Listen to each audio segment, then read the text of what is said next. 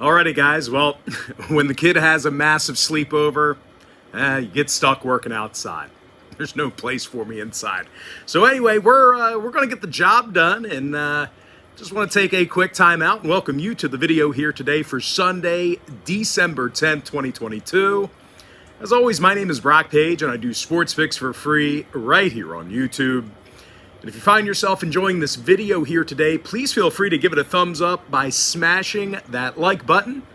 I'll tell you what, that would mean the world to me. If you just took a half a second to do that, you have no idea how much that like button helps out the channel, and it really does spike the algorithm so more people can find me. And of course, if you want to connect with me on a daily basis, please feel free to hit that subscribe button as well. I'd love to connect with you day in and day out. And with that, guys, let's go ahead and dive into some shout-outs. Got to give a shout-out to Derek Stevenson, who said, "Thanks for the sharp looks, Brock." Also want to give a shout-out to user 774108161, who said, "You must work for Vegas. Anyone that followed you and took all those unders are losing everything now." And finally, got to give a shout-out to Stephen Kennedy, who said Thursday morning, now check this out, guys. This guy's like what do they call it, a clairvoyant. He said, "Brock, what if Baker Mayfield goes all pro tonight behind a real solid offensive line, plus real wide receivers and tight ends? NFL script, Mayfield saves Super Bowl Cinderella season." I tell you what, that is a great prediction. I don't know if he's going to win the Super Bowl, but man, that was a pretty good look by you, because Baker got the job done in convincing, well, not convincing fashion. But anyway, let's go ahead and get into some free picks. Ravens, Steelers, 1 o'clock East. Pittsburgh's -2, totals 36.5. And even though the Steelers are much improved, they did beat up on lackluster teams such as Atlanta, Indianapolis, and New Orleans. When it comes to offensive production, the Steelers are having significant issues moving the football. They're still in the bottom 3 in the league in offensive yards per play. Now they're facing a Baltimore defense who plays their best football on the road. They're allowing just 20 points a game while traveling, and they have a top 3 rush defense away from home. Now Chuck Clark, he has 71 tackles out of that secondary. Justin Houston also leads the pass rush with 9 sacks. When it comes to the injury report, Zeitler, Macari, and Queen are questionable. Darrell Worley and Lamar Jackson, they're both out. I'm not going to see them in action. Now for Pittsburgh on the other side, Watt, Johnson, and Reed are questionable for them. When it comes to the weather, cloudy and chilly in the Steel City on Sunday. 44 degrees and 7-mile-an-hour wind by kickoff. When it comes to the total, 3 out of the Steelers' 5 home games this year did stay under the number. Baltimore's gone 67% to the under for the whole season. I'm going to lean toward the Ravens, +2, under 36.5. Next ball game, Browns, Bengals, 1 o'clock East. Cincinnati's -5.5, totals 46. Now, Cincy's throwing for more yards a game at home than any other team in the league. Joe Burrow's thrown for nearly 3,500 yards this year, along with 25 touchdowns. Meanwhile, T. Higgins and Jamar Chase, they've combined for nearly 1,600 receiving yards. They're facing a Cleveland D who gives up 28 points a game while traveling. This Cleveland defense, they also tend to break down late in games. They're giving up more fourth-quarter points than every other team in the league except for one. Now, injury-wise, Amari Cooper is questionable for Cleveland, and Njoku and Winovich, they're actually expected to play. They've been upgraded to probable. Meanwhile, for Cincy, Hayden Hurst is out for the Bengals. When it comes to the weather report, partly cloudy and 43 degrees by kickoff. When it comes to the total, Cincy saw 5 out of their last 7 get over the number. Cleveland 67% to the over for the entire season. I'm going to lean towards Cincinnati -5.5, over 46. Next ball game, Texans, Cowboys, 1 o'clock East. Dallas is -17, totals 44. Now, the Cowboys are 6-1 straight up in Jerry World, and they've been a very good covering team this year. They're 7-3 against this spread in their last 10. They've done a nice job moving the football in Arlington. These guys are in the top 10 in offensive yards per play at home. Of course, when it comes to defensive play, the Cowboys have the #1 pass defense in the league. Micah Parsons has 12 sacks on the season, along with 3 forced fumbles. Meanwhile, Donovan Wilson and Leighton Vander Esch, they have nearly 160 tackles combined. They're facing a 1-win Houston team who lost their last 7 straight, and they failed to score more than 20 points in every one of those games during that entire stretch. And that really shouldn't come as much of a surprise. Houston's in the bottom 3 in scoring and offensive yards per play. Now, injury-wise, Cook, Stingley, Collins, and Heinisch, they are all listed as out. Hairston is questionable. Meanwhile, for Dallas, Tyron Smith is still out for them with that hammy. James Washington, he has been upgraded to probable. When it comes to the total, Dallas is going 4-3 to the under at AT&T Stadium. Meanwhile, Houston saw their last 4 straight stay under the total themselves. I'm going to lean toward Dallas -17, under 44 in the tight window. Next matchup, Jaguars, Titans, 1 o'clock East. Tennessee's -4, totals 41. The Titans are on a 2-game skid, and they've been little threat throwing the football. They're averaging only 175 passing yards a game, and equally as bad, this Titans offense averages only 19 points a game in Nissan Stadium. They're facing a Jags team who does a nice job slowing down the run on the road. They actually have a top 10 rush defense away from home. Of course, Foy Oluokun, he has a staggering 128 tackles on this season. A couple of fumble recoveries for the linebacker as well. Meanwhile, Devin Lloyd and Rayshon Jenkins, they've combined for over 150 tackles between the both of them. And even though Trevor Lawrence is still a little bit banged up here, it's actually been this Jags rushing attack that's been pretty hard to stop. They're doing a good job on the ground. Now, injury-wise, Jones, Cisco, and Lawrence, they are listed as questionable. You got to keep an eye on their statuses. Chad Muma, he is out. Meanwhile, for Tennessee, Autry, Long, Burks, Avery, and Fulton are out. Haskins, Tart, and Simmons are questionable. When it comes to the weather report, beautiful day for football in Nashville. Mostly sunny and 53 degrees at kickoff. When it comes to the total, Tennessee's 4-1 to the under in the Music City. 7-2 to the under in their last 9 at any location. Meanwhile, Jacksonville saw 6 out of their last 9 stay under the line themselves. I'm going to lean toward Jacksonville +4, under 41. All right, next ball game, it is going to be Vikings at the Lions, and that's going to be a 1 o'clock Eastern start time. Detroit's the 1.5-point favorite at home. Total's 51 and a hook. And even though Detroit's favored in this one, both teams definitely have areas that concern me. I'll start with the Lions. Obviously, their defense is allowing more points a game than any other team in the NFL. But on the other side, this Minnesota defense is allowing more yards per game through the air than any other secondary in the league. So both teams having significant problems on defense here. Now, injury-wise, Smith, Bradbury, and Darisaw, they're all listed as questionable for Minnesota. Bullard is out. Meanwhile, for Detroit, Harris is questionable. Barnes and Lucas are out for them. When it comes to the total, the Vikes saw 3 out of their last 5 road games stay under the number. But for Detroit on the other side, quite the opposite. They went 5-2 to the over in their last 7 at Ford Field. So I'll tell you this much. When it comes to selecting a winner in this one, this game is being featured as one of my NFL tier package bets on my website here today. So if you want to see whether I'm making a play on the money line, total, or against the point spread in this one, there's only one way to find out, and that's to sign up for my NFL tier package bets on my website.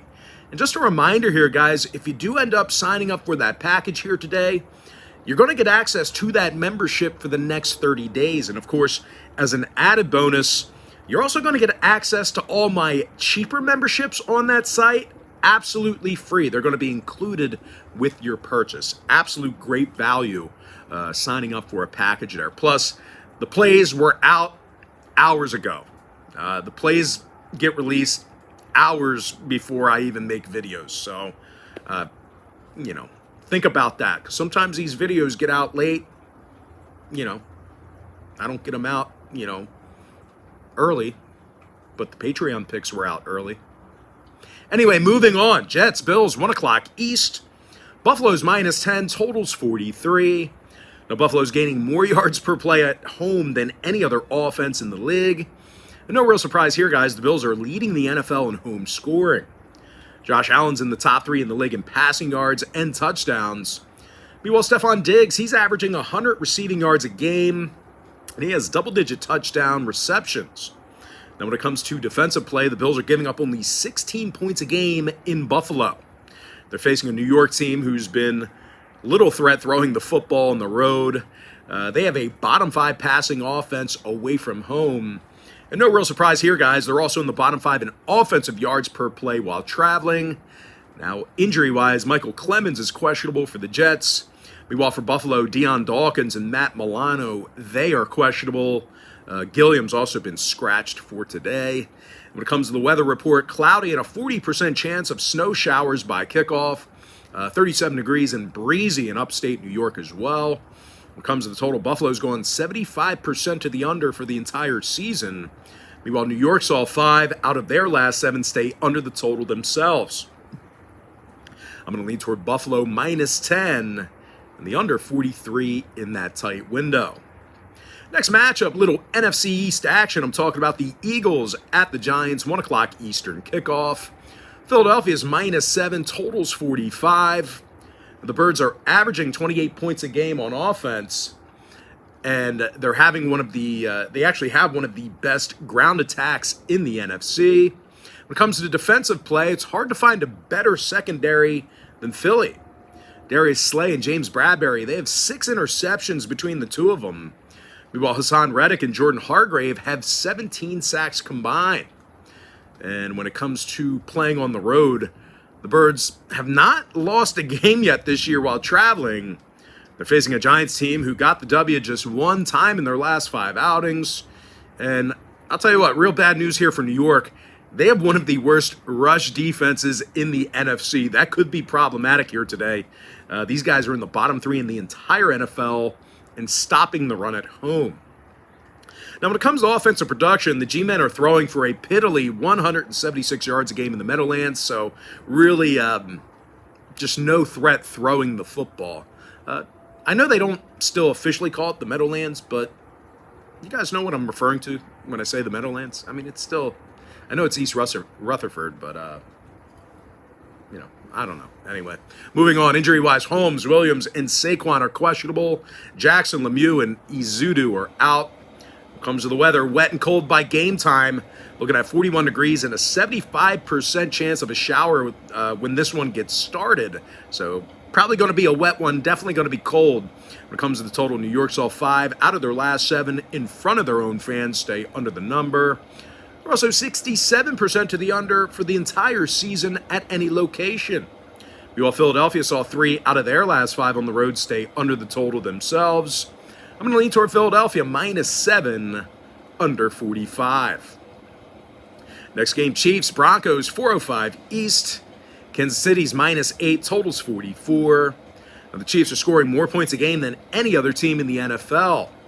They're also leading the league in passing. Patrick Mahomes has a league-best 3,800 passing yards, well, slightly above that. He also leads the league in touchdown passes and QBR. When it comes to defensive play, believe it or not, the Chiefs have a top 3 rush defense on the road. Nick Bolton's leading the charge with 122 tackles on the year, along with a couple of picks. They're facing a Denver team who can't score points to save their life. Denver's dead last in the league in points per contest, actually averaging just 12 points a game in the Mile High City. And if you think they can cover this number here, just keep in mind, they failed to cover in 7 out of their last 10 meetings with the Chiefs. So if you're into historical trends, this rivalry has been very one-sided for like almost the last decade. But anyway, injury-wise, Williams, Sutton, and Becker out. Rissner's questionable. Meanwhile, for Kansas City, Kadarius Toney's out for them. When it comes to the weather, a clear, unseasonably warm day in the Rocky Mountains. It's going to be 59 degrees, clear skies. Probably looking at about 11-mile-an-hour wind by game time, but should be a comfortable day for football. up in the mountains there. But anyway, total-wise, Denver's gone a staggering 11-1 to the under for the entire season. No real surprise there. Their offense has been terrible.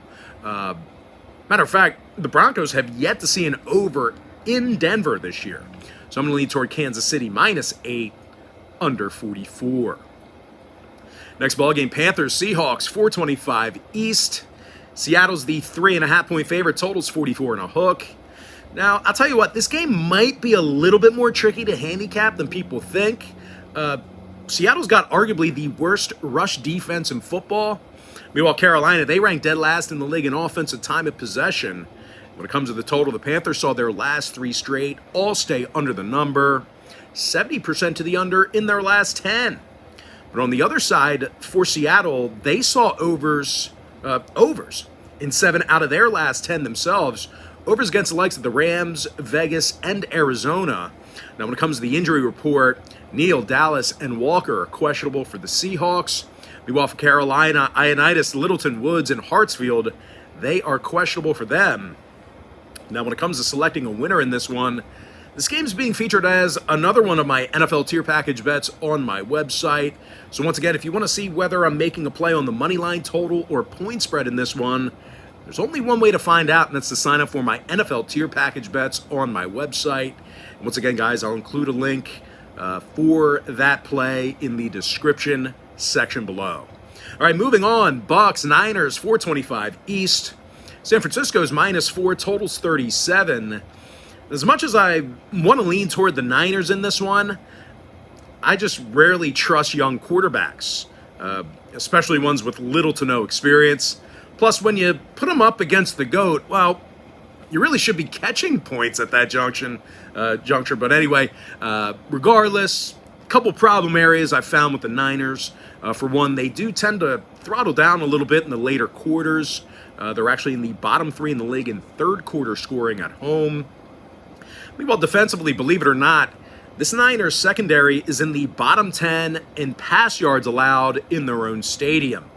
Now, like I said, they're facing the GOAT here today, who's in the top 5 in the league in passing yards. Of course, that's Tom Brady, for those who don't know.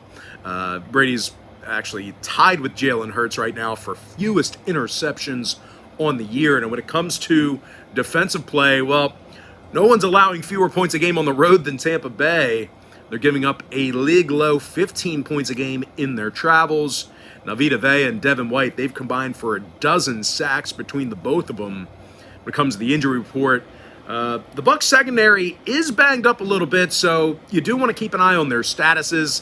Sean Murphy-Bunting and Antoine Winfield, they're battling through some injuries. Both guys listed as questionable to go here today. Meanwhile, for San Francisco on the other side, Hassan Ridgeway and Tavarius Moore, they've been ruled out. Now, weather-wise, might actually be a wet one here today in Santa Clara. 51 degrees and 80% chance of rain by game time. So if you're looking to fire on this game, definitely keep an eye on that weather report. You want to take a look at that. Now, total-wise, the Niners are 4-2 to the under in Levi Stadium. Meanwhile, Tampa Bay saw all of their road games stay under the total themselves. I'm going to go ahead and lean toward Tampa Bay +4 in the under 37. All right, next matchup, it is going to be Fins at the Chargers, 8:20 p.m. East. Miami's the 3-point favorite, totals 54. Now, I do think the Fins should get the job done here on the road today. They got the W in 5 out of their last 6 ball games. And they're in the top 3 in the league in offensive yards per play. Now, Tua's thrown for nearly 2,900 yards, and he ranks 2nd in QBR. And Tyreek Hill, he's averaging a staggering 115 yards a game receiving. Now, they're facing a Charger defense who couldn't run through a wet paper bag. These guys are in the bottom 3 in total yards allowed per play. They're also giving up 28 points a game in their own building. When it comes to the injury report, Callahan, James, Joseph Day, and Pipkins, they're all doubtful to suit up here today. Meanwhile, for Miami on the other side, Armstead, Bridgewater, they are listed as questionable for them. When it comes to the total in this one, Miami's 5-1 to the over in their last 6 road games. Meanwhile, the Chargers went 60% to the over in their last 10. I'm going to lean toward Miami -3 and the over 54. Sorry about that. Phone's blowing up a little bit. My niece had her first birthday party last night. She turned 1. So we had a lot of food and a lot of really bad karaoke singing. So I took plenty of pictures and videos. And now one of my relatives is in search for said videos that are actually right on my phone. I have all the power right now. But anyway, moving on, let's dive into the NBA. Suns, Pelicans, 3:30 p.m. East. New Orleans is -3, totals 226.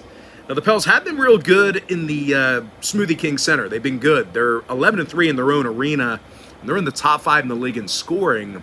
Zion Williamson's averaging a team-best 24.5 points a night, along with 7 rebounds. Meanwhile, Jonas Valanciunas, he's grabbing nearly double-digit rebounds himself. They're facing a Phoenix squad who's on a 3-game skid, and they have a losing record away from the desert. When it comes to defensive play, these guys have struggled significantly on the road. They're in the bottom 10 in guarding the field goal away from home. Now, they're also letting their opponents make nearly 40% of their three-pointers against them while traveling. Now, injury-wise, Devin Booker's questionable. Dwayne Washington's out. Meanwhile, for the Pelicans, Ingram, Jones, and Liddell are out for them. It comes a total 9 out of the Pelicans' last 14 contests in New Orleans stayed under the number. Meanwhile, Phoenix saw unders against the likes of Boston, San Antonio, and Utah. I'm going to lean toward the Pelicans -3, under 226. Next matchup, Lakers, Pistons, 6 o'clock East. LA's the 5-point favorite on the road, totals 233.5. Now, both teams definitely have problem areas that concern me. For one, the Lakers have been zero threat shooting the 3 ball. They're making only 30% of their shots from 3 land while traveling. Meanwhile, Detroit's allowing 118 points a night themselves in their own building. Now, when it comes to the injury report, Cade Cunningham's still out. Isaiah Livers is questionable. We offer the Lakers Toscano Anderson and Wenyen Gabriel. They are out for them. When it comes to selecting a winner in this one, this game is being featured as my NBA tier package bet on my website. So if you want to see whether I'm betting on the money line total or against the point spread in this one, there's only one way to find out, and that's to sign up for my NBA tier package bet on my website. Once again, guys, I'll include a link for that play in the description section below. And just another friendly reminder here, guys, if you do sign up for that package here today, you're going to get access to that membership for the next 30 days. And as an added bonus, you're also going to get access to all my cheaper memberships absolutely free. And moving on, we're going to take a look at a couple college basketball games here. We'll start with Iona at St. Bonaventure, 11 a.m. Eastern tip-off. That's 11 a.m. Eastern tip-off. The Iona Gales are -6, totals 137.5. And even though Iona's been solid, they do have a tough time grabbing rebounds. These guys are actually amongst the worst teams in the nation in defensive boards per game. They're facing a St. Bonnie's team who's very tough to score against, playing some pretty good defense. They're allowing just 64 points a game. They're also in the top 5 in the country in guarding the three-pointer. They're actually limiting their competition to just 23% shooting from 3 land. Now, when it comes to offensive production in this one, Daryl Banks leads the Bonnies in scoring with over 16.5 points a night. Meanwhile, Kyrell Luke is drilling over 41% of his shots from downtown. Now, total-wise, St. Bonaventure saw unders against the likes of Cleveland State, Notre Dame, and South Dakota State. Meanwhile, Iona saw unders against the likes of St. Louis, Vermont, and Penn State. I'm sorry, not Penn State, just the University of Penn, the Quakers. But anyway, I'm going to lean towards St. Bonaventure +6, keeping this one close, under 137.5. Next ballgame, little Big Ten action. I'm talking about Wisconsin squaring off against Iowa, 6:30 p.m. East. The Iowa Hawkeyes are -3.5, totals 138. Now, Iowa's one of the best scoring teams in the country. They're averaging over 82 points a game, and they actually rank in the top 25 in the nation in team scoring. Chris Murray's averaging nearly 20 points a game, along with double-digit rebounds. Meanwhile, Patty McCaffrey's averaging over a dozen points a game himself. When it comes to defensive play, the Hawkeyes are limiting their competition to just 30% shooting from 3 land. Now, they're facing a Wisconsin team who hasn't been great with the ball in their hands themselves. They're actually scoring only 66 points per contest, and they're barely making 40% of their field goals. Now, more recently, the Badgers suffered losses to the likes of Wake Forest and Kansas. When it comes to the total in this one, Wisconsin saw 5 out of their last 8 stay under the number. Meanwhile, Iowa saw their last 5 straight stay under the total themselves. I'm going to lean toward the Iowa Hawkeyes, minus 3.5, under 138. And with that, we're going to move into some NHL action. We'll start off with the Avalanche at the Blues, 3 o'clock Eastern puck drop. Now, both teams are minus $1.10, pretty much a coin flip in this one, total 6. Jordan Binnington for St. Louis, Alex Georgiev for Colorado. Now, Gorgs, he's having a solid year in Colorado thus far. He's 12-5 with a .265 goals against average, .920 save percentage. When it comes to offensive production, the Avs are ripping 33 shots on net a game. Mikko Rantanen's 10th in the league in goals. Meanwhile, teammate Nate McKinnon, he's the team leader in points with 34 of them. Now, they're facing a Blues team who has a losing record at home, and they allow just way too many goals. These guys are in the bottom 5 in goals allowed per game at home. When it comes to offensive production, the Blues are averaging just 29 shots on goal a game.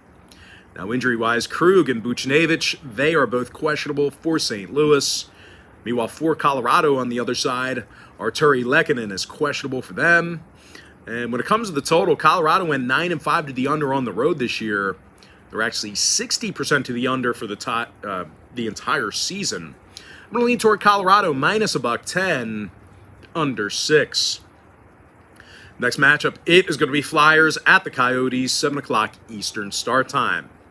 Once again, both teams are minus $1.10 in this one. Totals 5.5. Karel Vejmelka for Arizona, Carter Hart for Philly. And even though Hart gives these guys a chance to win day in and day out, the Flyers have still dropped 8 out of their last 10, and they really struggle getting on the scoreboard. These guys are averaging fewer goals a game than any other team in the league.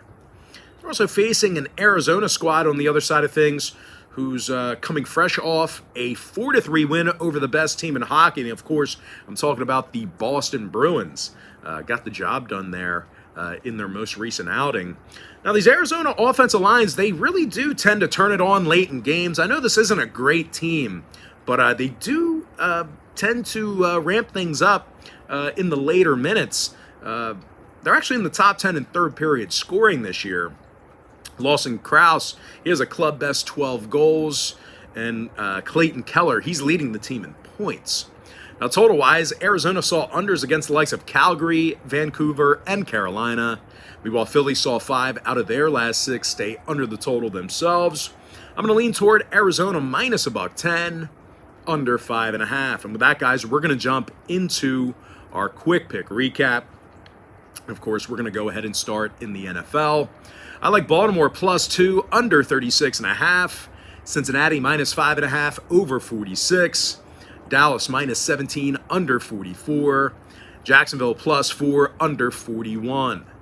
Now, I have no free pick available for the Minnesota-Detroit game. That's being featured as one of my NFL tier package bets on my website. I like Buffalo minus 10, under 43. Give me the Eagles minus 7, under 45. Kansas City minus 8, under 44. Now, I have no free pick available for the Carolina-Seattle game. That's another one of my NFL tier package bets on my website. Give me Tampa Bay plus 4, under 37. With my next and final free pick for the NFL, I'm going to lean toward Miami minus 3, over 54. With that, we're going to go ahead and jump into some NBA quick picks. I like the Pelicans minus 3, under 226. Give me Charlotte plus 10, under 221. Now, I have no free pick available for the Lakers-Pistons game. That's being featured as my NBA tier package bet on my website.